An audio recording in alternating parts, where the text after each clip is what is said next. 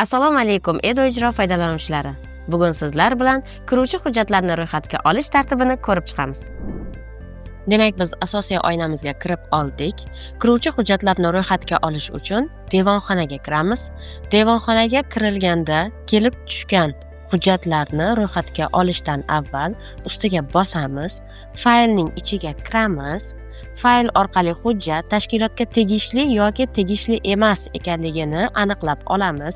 Agarda hujjat tashkilotga tegishli bo'lmasa, rad etish tugmasini bosamiz va rad etish sababini qisqa mazmunni yozgan holatda saqlaymiz. Saqlanganda hujjat o'z-o'zidan mana shu oynadan yo'q bo'ladi. Demak, bu hujjatimiz bizga tegishli, tashkilotga tegishli bo'lganligi uchun ro'yxatga olish qismini bosamiz. Demak, tizim orqali imzolanganligi sabab mana bu sahifadagi anketalar to'g'ridan-to'g'ri to'ldirildi. Demak, avtomatik tarzda to'ldirilgan qismini qoldiramiz yoki bir tekshirib ko'ramiz.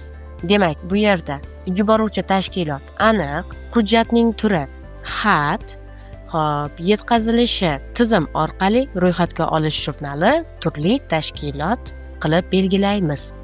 Demak, xatni imzolovchi shaxsni belgilab olamiz. Agar xatning ichida ijrochisi belgilangan bo'lsa, ijrochini kiritib olamiz.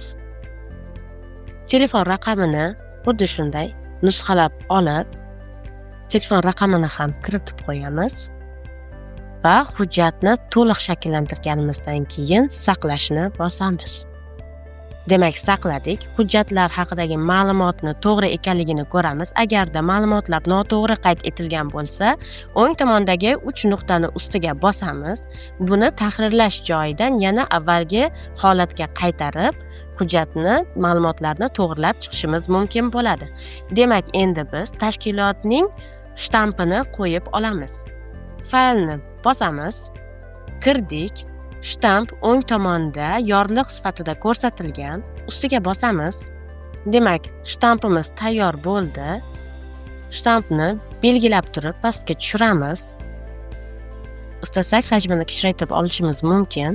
Demak, biz ro'yxatga olganimizda avtomatik tarzda ro'yxat raqamlari shakllantirilgan edi va kiruvchi sanasi ham shakllantirilgan edi. Shtampda avtomatik tarzda barchasi qayd etiladi. Demak, saqlashni bosamiz. Tasdiqlaymiz. Hujjatimiz tayyor. Yaqinlashtirib ko'rib olamiz.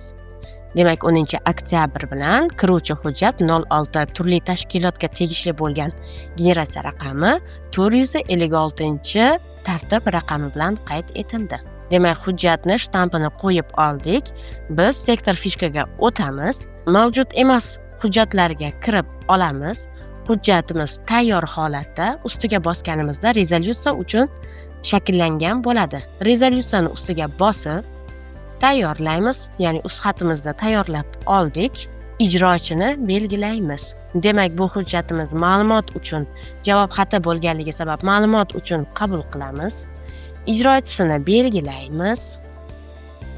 Bu yerda namunalar, ya'ni javoblarning namunalari, topshiriqlarning namunalari qayd etilgan bo'ladi, kiritib qo'yilgan.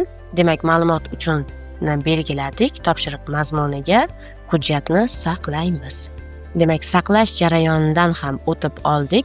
Xatimiz tayyor bo'ldi. Hujjatimiz rezolyutsiyaga xat yaratilgan shaxsga yetib bordi. Tanishtirmoqchi bo'lgan ma'lumotlarimiz mana shulardan iborat edi. Qo'shimcha savollaringiz bo'lsa, ushbu Telegram linki orqali yuborishingiz mumkin.